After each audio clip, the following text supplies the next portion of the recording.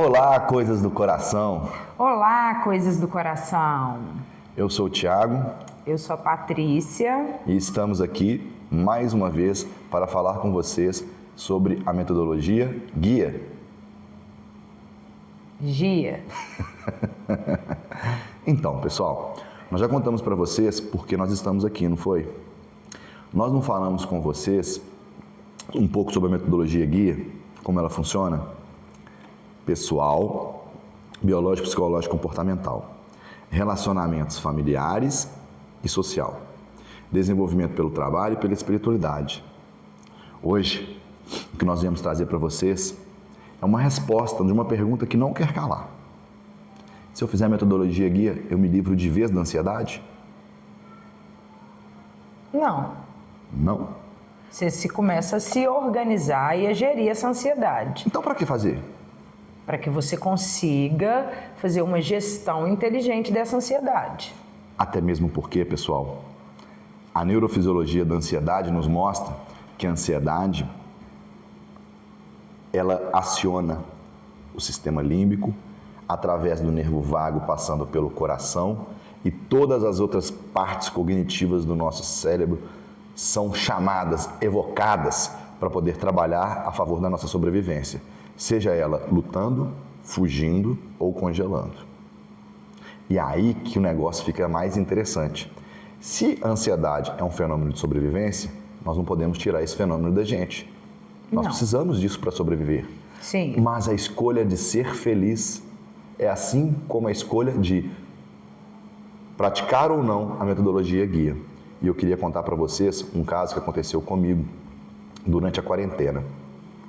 Vocês pensam, toda aquela história de tudo aquilo que a gente foi contando para vocês, né, nos 2 vídeos anteriores, e hoje eu venho aqui para complementar para vocês que em 2019, 2020, quando a gente já estava ali confinado dentro de casa, vivendo, né, a nossa rotina, para mim não estava tão desconfortável. Eu nem estava com tanto medo, para falar a verdade, porque eu já estava em home office, já tinha feito minha transformação digital, e já havia compreendido que o mundo, após a primeira revolução industrial, mudou econômica e socialmente. E aí as pessoas saíram do campo e foram para a cidade para servir as fábricas, as indústrias. A segunda revolução industrial, o homem trouxe para o processo de industrialização, além das máquinas a vapor, a energia elétrica. E aí deu um outro boom. E toda vez que isso acontece, o homem fica inseguro, fica sem trabalho, as profissões se extinguem para nascer novas profissões. Assim como o ferreiro deixou de existir quando os carros, nesse período da industrialização ali, o Fordismo trouxe os carros, o ferreiro não tinha mais utilidade, colocar ferradura em cavalo, fazer sela, mas ele se tornou o quê? O borracheiro dos carros. Os carros tinham roda, tinham pneu. Então vai se transformando as profissões. Aí veio a terceira grande revolução, ali na década de 70 mais ou menos, estava acontecendo aqui no Brasil, essa grande revolução, e no planeta já estava acontecendo no Japão, nos Estados Unidos há algum tempo, que era a implementação da teoria da qualidade dentro da industrialização.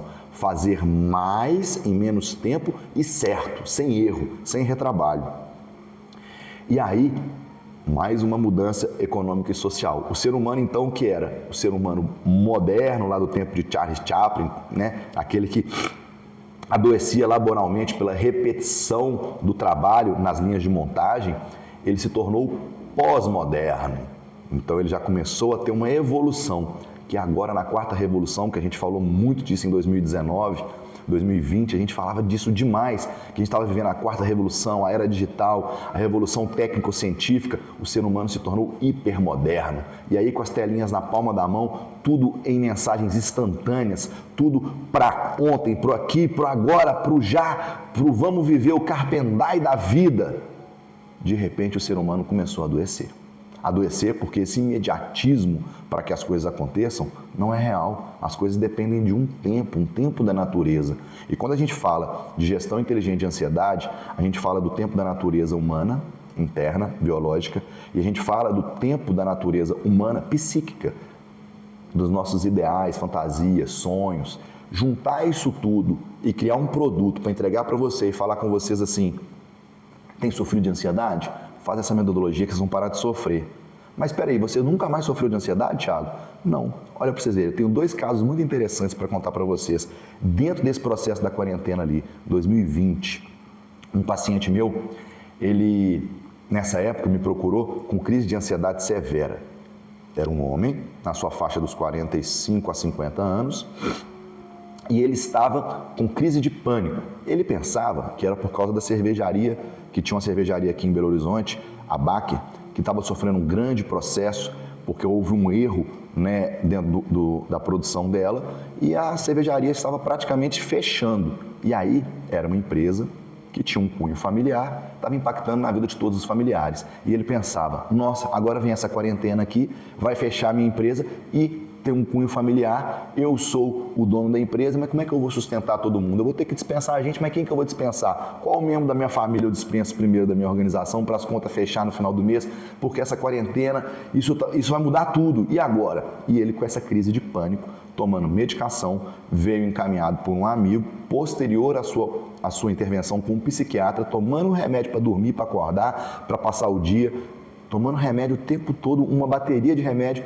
Ele começou a metodologia guia e em 20 horas ele descobriu que o gatilho traumático dele, o gatilho que disparou a ansiedade dele, foi acionado por causa das matérias que ele via na televisão. Que foi um gatilho, né? Foi acionamento. Acionamento. O acionar, mas o gatilho não era esse. E ele descobriu através da metodologia, num processo muito rápido, que ele havia perdido o pai quando ele tinha 13 anos. E a menina dele ia fazer qual idade? 13. Qual aniversário? 13 anos. Então o medo dele de perda, o medo dele real, era que ele não continuasse sendo pai da filha dele. E aí, rapidinho, com mais 10 horas, depois de 20, em 30 horas de trabalho, ele conseguiu eliminar as medicações, voltou à vida ativa dele, aí a quarentena já foi diminuindo, as pessoas foram começando a liberar e tudo na vida dele deu certo, positivou. Ou seja, mesmo diante do cenário do caos, sim, tudo vai dar certo. Aí emenda uma outra historinha bem legal dentro da quarentena, que responde a nossa pergunta, será que eu vou me livrar da ansiedade de vez? Não é assim que funciona, mas você vai conseguir ultrapassar os problemas de uma forma mais racional, diminuir as suas crises e conseguir se resolver. Dentro da quarentena eu fui correr um dia, minha vida estava muito legal, estava atendendo online, inclusive esse caso desse moço eu continuei fazendo atendimentos online com ele e com outros pacientes, com meus clientes, a maioria tudo funcionando online perfeitamente, estava de boa. Então o impacto para mim econômico foi até baixo, aumentou, foi a minha procura, para mim ficou tudo legal, não precisava de ir nas empresas fazer visita, pelo contrário, a gente fazia e resolvia tudo online. O mundo estava se transformando assim, estávamos dentro de casa com a nossa filha crescendo, os nossos 2 meninos estudando online, para eles foi muito impactante, foi horrível. Aí, eu fui correr um dia, porque é isso que eu fazia, eu corria, ficava em casa, com a família, trabalhando, corria, minha rotina estava de boa, meu joelho inchou, numa corrida, e eu adoro correr no mato, na montanha. Aí, fui olhar, tinha que operar um menisco. Rapidamente, com os contatos com o médico daqui, outro dali, os hospitais todos vazios, consegui marcar minha cirurgia, mais ou menos em agosto de 2020, estava eu operando o joelho, dentro de um protocolo de quarentena, imagina. Eu entrando no hospital, pensando, estou entrando num hospital ortopédico, aqui não vem pessoal do Covid, mas todo aquele ambiente hospitalar, e fiz minha cirurgia. Quando era tarde, o médico falou comigo assim, ó, pelo protocolo, por tudo que está acontecendo, você não precisa ficar aqui até amanhã, se você quiser você pode ir embora, mas se você quiser você pode dormir aqui, é você que sabe. Naquela hora que ele falou isso, me deu uma agitação, uma euforia, uma vontade de ir embora para casa, que era quase que uma crise de pânico, eu fiquei meio assim, e eu pensei, eu vou fazer a técnica que eu conheço para que a gente consiga, porque a regra é, se você urinar sobre anestesia, você está liberado do processo. Aí, fui pro banheiro, liguei a aguinha lá e tô lá, tentando escutar a aguinha para ver se sai, se urina e tal. Era muito recente, eu estava muito anestesiado ainda. Aí eu saí do banheiro para falar para a enfermeira assim, não consegui. Ela falou, você já conseguiu, né? Que bom. Na hora que ela falou aquilo, eu já peguei o gancho e falei, fui embora para casa. Foi uma grande responsabilidade, porque a gente precisa de seguir o protocolo, fazer primeiro, urinar, para depois ter a alta e ir embora. Fui para casa, passamos na farmácia, compramos remédios, sentei em casa com aquela perna dura lá, no meu banheiro, e ali eu fui batendo nos meus pontinhos, me acalmando. E o que aconteceu?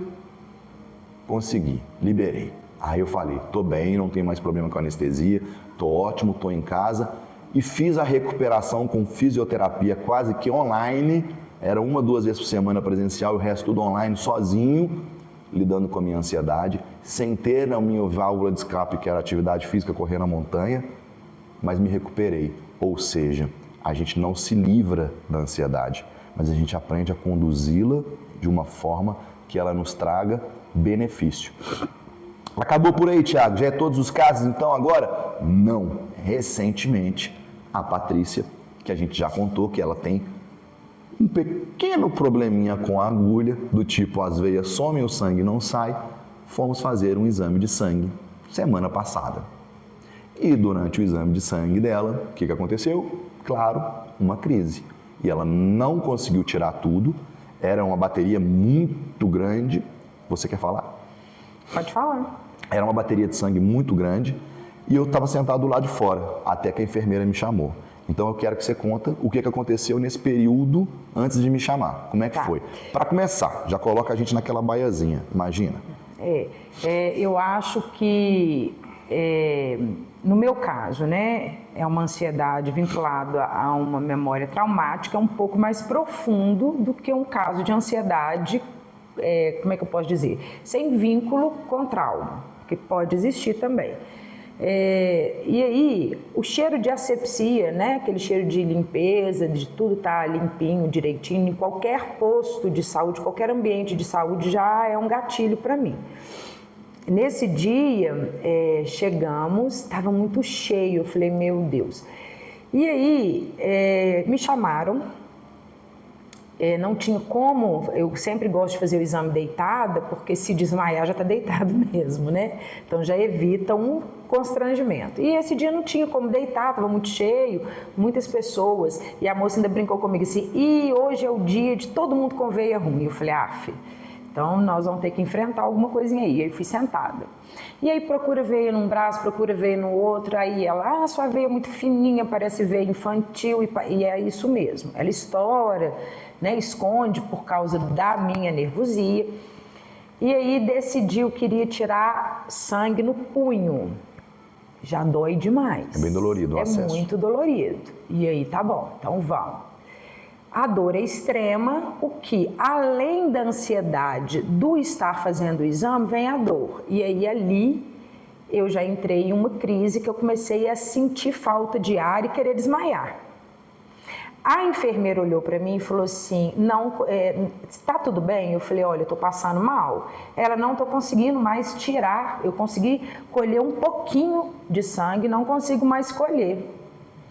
E aí, a gente continuou, né? Ela tirou o acesso e eu passando mal, aí ela falou, você tá sozinha? E aí eu falei, não, meu marido tá lá fora, então eu vou chamar seu marido. Aí, ok, tirou o acesso, o Thiago entrou.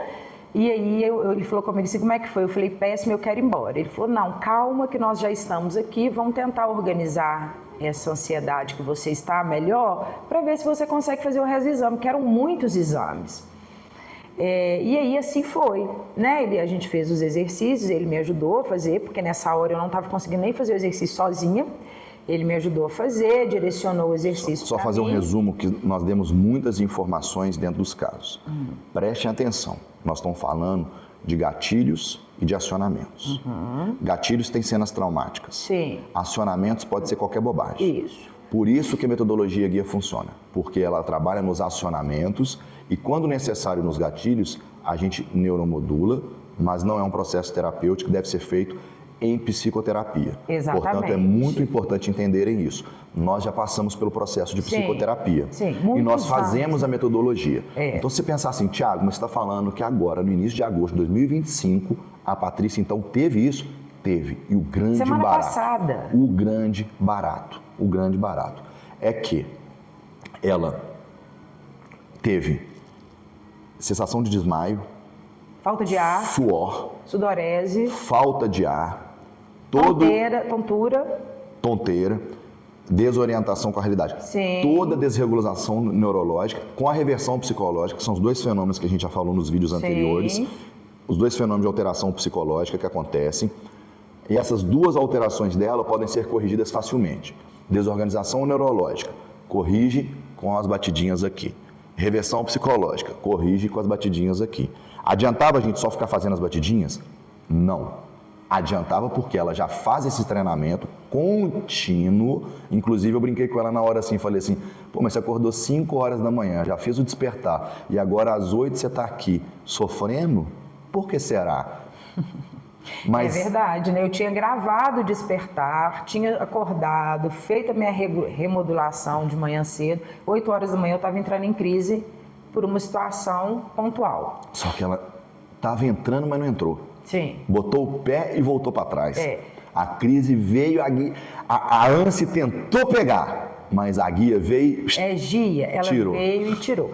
Por quê? Porque aí o Thiago entrou e ele conseguiu me direcionar para fazer os exercícios direitinho. Aí eu fiz, consegui me remodular, sair dessa possível crise. Mas mantendo a mesma opinião. Isso, eu não quero mais. Fazer mais o exame. Eu não vou fazer mais. E aí, na hora que eu vi que eu acalmei e tal, a enfermeira falou assim, vamos tentar mais uma vez? Você já está aqui, depois você vai ter que voltar. E ela me perguntou, como é que eu vou fazer? E aí que vem o pulo do gato. No celular dela tem uma imagem do avatar. E o processo dela é uma dissociação muito profunda. Sim, é trauma, tá, gente? É diferente. Então, como a gente já sabe do processo dela, que é uma dissociação muito profunda, que ela já tratou, mas que isso não resolve, faz com que você conviva, mas não muda o passado. O passado não muda. Não. Né? Não temos mais tempo para resolver o que já foi passado. Exatamente. É muito tarde para isso. Temos momento para resolver o que nós estamos vivendo. E futuro seria muito cedo para resolver, para tomar uma decisão tipo assim, vamos embora e depois a gente volta para sofrer mais de novo? Ia dar mais do mesmo, então vamos resolver aqui agora. Aí para resolver aqui agora, mantive minha... Ela também passou por estágio de ficar brava. Ela começou a ficar brava, começou a procurar xingar. No caso, a me xingar. Deu uma irritabilidade, porque queria que eu continuasse tentando fazer o exame e eu já falei que eu não vou embora, depois eu volto. Hoje não vai adiantar nem pegar outro acesso, que já aconteceu isso, né? Só que aí, galera, por que eu estou contando isso? Não vai conseguir colher o sangue. Meninas, escutem por que eu estou contando isso. É porque quem está do lado de fora da crise, a gente passa por um momento de julgamento e fala assim, que chatice, que frescura. Dá vontade de esganar, pegar força. É aí que os relacionamentos abusivos acontecem e é aí que os impactos e as coisas ruins acontecem. Sim. Eu me mantive calmo, continuei estimulando ela a fazer os exercícios da guia, ela continuou fazendo, ela já estava calma e com a decisão, mas eu quero ir embora. Aí falamos, vamos tentar só mais uma vez? Ela falou assim, mas como é que nós vamos fazer? Aí eu falei com ela assim, primeiro você não vai olhar mais para o seu braço, você vai olhar só para aqui, para o seu celular, para o seu avatar. Olha para o seu avatar, fica de olho nele. E fui conversando com ela e tudo, e utilizamos um pouco da nossa hipnose, querida hipnose, que é uma ferramenta que a gente utiliza na metodologia guia. Sim. E fiz com que ela prestasse atenção no avatar e colocasse toda a sensação do corpo dela no avatar, que ela estava no avatar dela, usando a dissociação a favor dela. E isso a enfermeira já estava apalpando o braço dela. Até ali ela sentia que ela estava sendo apalpada, mas ela não sentiu quando houve a introdução da agulha e ela não sentiu quando começou a sair o sangue, o fluxo fluindo, porque ela estava com a atenção desfocada do problema e focada na solução. Então, dissociando a sensação do corpo com o sentimento e com o que estava acontecendo naquele momento, colocando ela só no objetivo de nós precisamos de resolver isso agora. Olha para você ver a carinha do seu avatar, está feliz, a sua avatar consegue, você vai conseguir tudo. A enfermeira falou, pronto, acabei. Aí ela olhou e falou, o quê? Eu falei assim, já foi. E foi maravilhoso, né? Porque a gente que em algum momento não consegue fazer algo por uma questão de ansiedade, você se sente muito mal, né? E quando você consegue Pri, fazer aquilo, apesar de ter passado por um momento de ansiedade, você se sente muito bem. Empoderada. Você se sente confiante, você começa a ter fé em você, assim, fala, nossa, foi difícil, mas a superação é possível, eu consegui resolver, e olha que alegria tá indo embora, e resolvi. Foi muito bom. Eu saí muito feliz comigo, assim, sabe? Porque eu sei que é difícil, que é dolorido, e eu, dentro do meu raciocínio, eu voltaria lá outro dia, no laboratório mais vazio, para eu tentar deitar e fazer um exame menos traumático. Mas apesar da dificuldade do início do exame, eu consegui realizar. Apesar de ter entrado numa crise, eu consegui remodular, sair da crise e fazer o que tinha que fazer. E o que a experiência nos mostra é que quando ela fez isso, em 2019, naquele caso que a gente foi no laboratório, ela deitou. Gente, eu cheguei lá, era igual aqueles desenhos de cena de crime, sabe? Que em volta do corpo assim. Quando ela levantou na maca, era o corpo dela deitado na maca, no papel, molhado, de tanto que o corpo dela soa. Para que o corpo soa? Porque ele superaquece. Sim. E aí ele quer fazer o quê? Resfriar. Então ele começa a liberar líquido, que causa desidratação, causa desconforto, causa enxaqueca. Né? Então, a crise de ansiedade, quando ela pega as pessoas não têm mais controle. Elas perdem o seu controle cognitivo e o controle de razão. E quando elas veem, elas já estão agindo sem compreensão daquilo que está acontecendo. E aí, ela entra em fuga, ela entra em congelamento, ela entra em luta, e são respostas completamente inadequadas para a situação. Sim. O que a gente conseguiu fazer naquele dia foi uma resposta adequada à situação. Sim. O que o meu paciente empresário conseguiu fazer, diante da crise, entrando em quarentena, foi ter respostas adequadas à situação, tanto que a empresa dele está lá, cresceu com a crise, veio para ele positividades com aquilo tudo. Um cérebro, né, o nosso cérebro, vamos pensar na mão fechada, é o nosso cérebro, tá? Numa crise de ansiedade, isso aqui é o nosso córtex pré-frontal, é a nossa racionalidade, tomada de decisão. Aqui está o nosso sistema límbico, tá? E aqui embaixo está o cérebro mais antigo, a consolidação de memórias, né? O cérebro reptiliano, vamos dizer assim. Então, numa crise de ansiedade, o seu córtex, ele desconecta. Ele começa a funcionar bem baixinho, há uma desconexão dele com o cérebro como um todo. Então, ele fica à parte. O que opera é o sistema límbico, amígdala, hipocampo, mandando mensagem para o corpo inteiro. Estamos em alerta, estamos com medo, estamos em alerta. O cérebro primitivo de uma época que não tinha cognição suficiente para criar essa linguagem, racionalidade, análise.